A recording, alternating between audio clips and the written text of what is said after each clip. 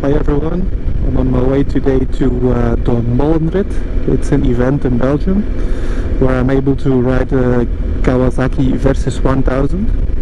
So I'm pretty curious to see. I've never really ridden a Kawasaki before, so let's see. Looking forward to it.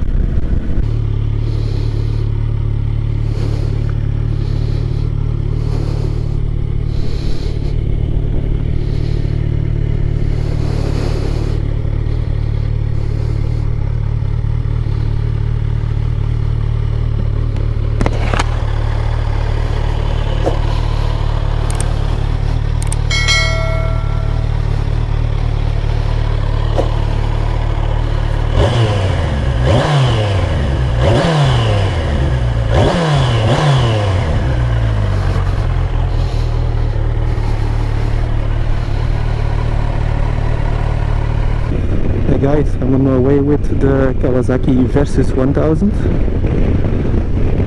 First impression so far, it's yeah, I'm quite impressed actually. The torque of the bike is pretty good for a 4-cylinder. I was a bit concerned that it was only gonna have its torque in higher revs, but that's absolutely not the case. Actually, from pretty low in the revs, it already pulls quite hard. So that's a nice feature. I was struggling in the beginning with the quick shifter because somebody disabled the quick shifter in the menu, and I couldn't find how to go in the menu. So I googled it pretty quick because I wasn't. I was quite surprised that this bike didn't have a quick shifter. So I was looking up and I saw there was a cable going to the shift pedal. So I was pretty sure that there was a quick shifter available. So I figured it out and enabled the quick shifter again, and it's really good. Because I was already I first did this video in Dutch. I was already saying like, oh, this bike is perfect or close to perfect. If it had a quick shifter, then it would be really nice. And then I found the quick shifter, and damn, it's really good compared to a quick shifter on a 2-cylinder bike. Oh, this is battery smooth. It's way better than a quick shifter on a 2-cylinder bike. The only downside about I don't think it's necessarily the quick shifter, but if you're going full gas and then you use the quick shifter, then you feel there is like a delay of half a second that not all the power is there. So that's the only downside. I think if this is your bike and you're riding this every day, then then it's probably very easy to overcome, and then you get used to it. So I wouldn't necessarily say it's a very bad feature of this bike. It's just something that that you need to be aware of. Yeah, for the rest, this bike has the semi-active suspension. So right now I put it in like only the driver with luggage, so to put it a little bit stiffer in the back, because with only like the driver enabled, I felt it was a bit too soft. So I changed that, and yeah, I would say suspension wise, for like a sporty riding style, this is perfect for me now.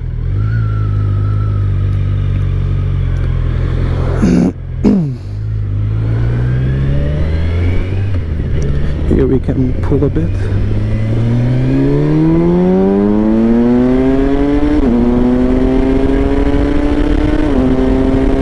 Especially now if I shift, you get like a delay of half a second that there's not all the power available. It feels pretty weird, and I don't know what it is, but yeah.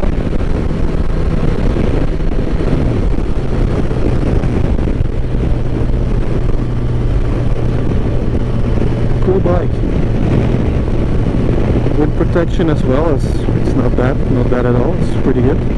Also, I feel the screen is way sturdier than on the BMW GS, for example, or even RT. This is solid, good material.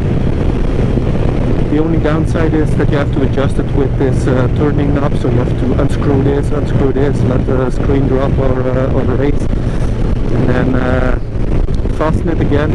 And that's less convenient than on most other bikes, but still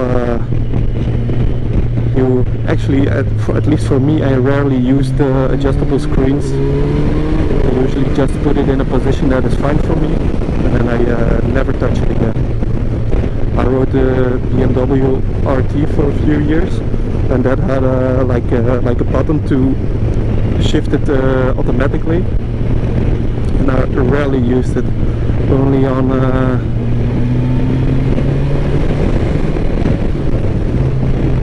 on rainy occasions I used it to blow the drops off my screen, like the raindrops.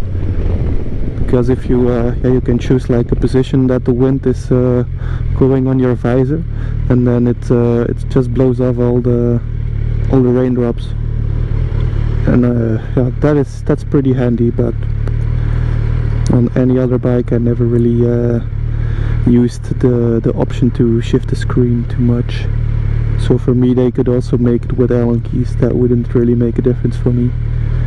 You have the option to shift it, so that's pretty good.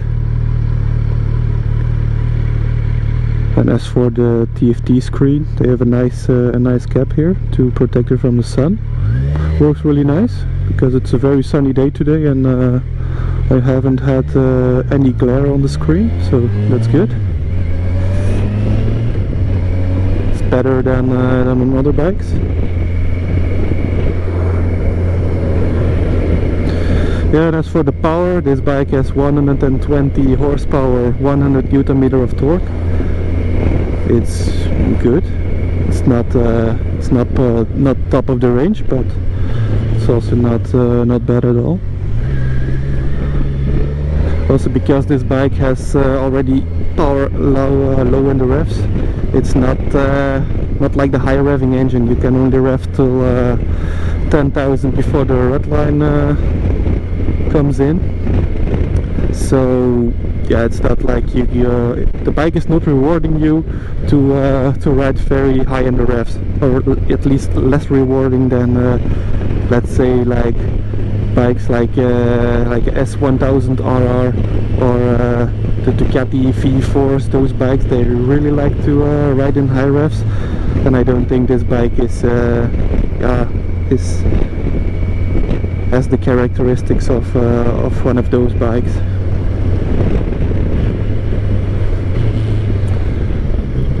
But I was saying before as well in the Dutch video that I made, I think if you want to use this bike for commuting, like daily riding and just cruising, then it's really perfect, because you don't feel any vibrations. The seating position is nice. The saddle is it's like a nice thickness, not too hard, not too soft. It's actually yeah, really comfortable to ride.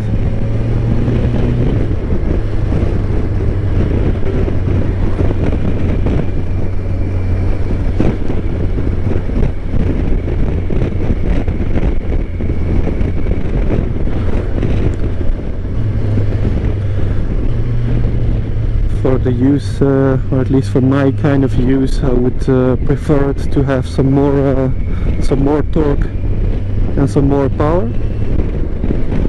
And for the rest, I cannot really say anything else. The brakes are good, the suspension is good, the bike feels good. Overall, it's a good bike. The only downside, I think, if you have friends with BMW GS's and Ducati Multistradas, it's going to be hard to follow them, I think, in like faster riding, because this bike lacks a bit of torque and power. If you compare this to a GS, which is kind of the lowest power lowest power bike of all of the adventure bikes.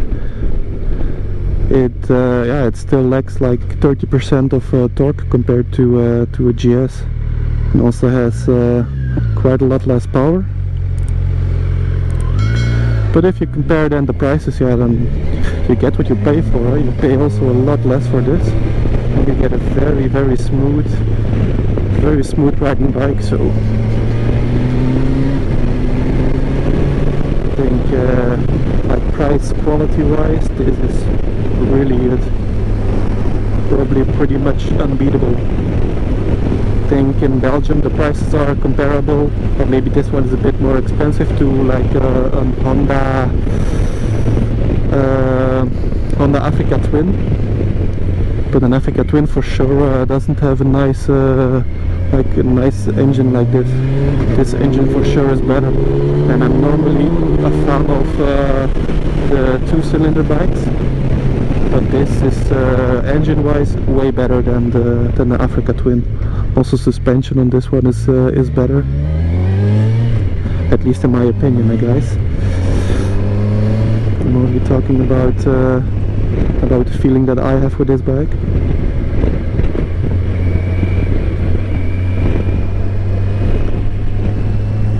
But I'm surprised. I like it. Let's accelerate a bit on this empty street here.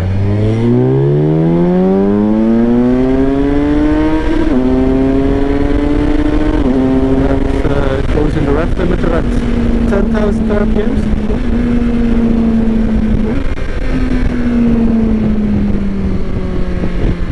So you feel the power is like very linear. It's like, it feels at around 2,000 to 3,000 you already have the very nice pull, and then it stays a bit on the same pull. It's not like on other 4-cylinder bikes. You have in the beginning it goes less linear. It's like a very different torque curve, but this one is pretty linear, which is also very suitable for a bike like this.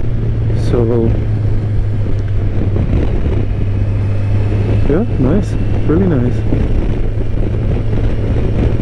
Because in a lot of cases you see, for example, on naked bikes, they have the engine of the race bike, and then they say like, we're gonna tune it that it has more torque and less peak power, and the peak power is always gone, but they actually never they never get the torque in place of the peak power. So yes, probably because this engine is really made for bikes like this. They have the torque, and yeah, they don't have the peak power, but they also don't need the peak power. So happily surprised with it. And the quick shifter are so smooth. Because when you're just cruising and using the quick shifter, then you don't feel like the half-second gap.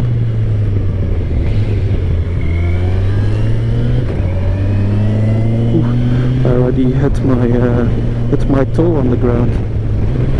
So ground clearance probably is also not like very high. But yeah.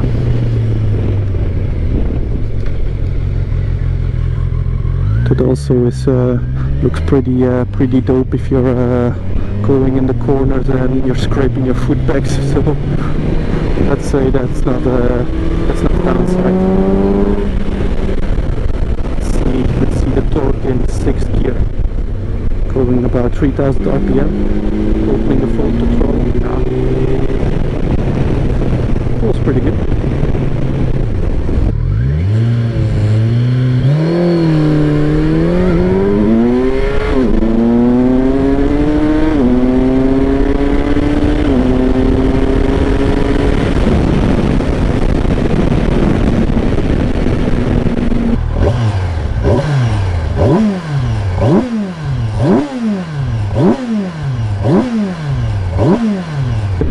I like all the build quality of this this bike. Everything feels pretty sturdy, and it looks nice. The plastic things look nice. The color of the paint is good. It's like a nice metallic metallic paint, looks really good, feels really good. Everything feels feels strong, feels, you know, it's nice. Gives you like a nice touch when you're riding it. Cruise control also works really good, very smooth. Also something to mention, I just crossed like train tracks, and traction control was interfering quite heavily if I saw the like flashing light in the dash, but you didn't really feel it, so it was like a very nice interference of the traction control, which is also worth noting. So back on my own bike, if I would have to make like an end conclusion of this Kawasaki Versys 1000, then I would say it's a very nice bike for people who don't like to ride crazy, don't like to ride too fast. I think for those people this bike is the Versys 1000 is pretty much the perfect bike.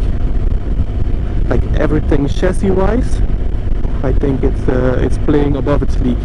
It's comparable to this GS, comparable to other bikes, to more expensive bikes than a Versys.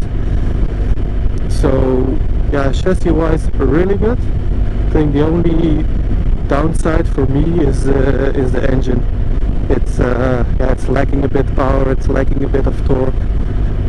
So comparing to this, for example, which is kind of the benchmark in its class, it's 30% down on torque. It's down on power as well. So yeah, but if you start to compare the price as well, then with the Versys 1000 you buy a lot of bike for its money. Also all the packages you can buy for the Versys 1000 are way cheaper compared to a lot of different brands. So yeah, I would recommend it, for example, to an older colleague who is not into very sporty riding anymore, but he's just looking for a reliable bike to cruise to work, to go in the weekend to pick some nice corners. But he's not willing to go over the speed limit anymore, or not too much above the speed limit anymore. He just enjoys to cruise. Then I think a Versys 1000 is perfect, close to perfect.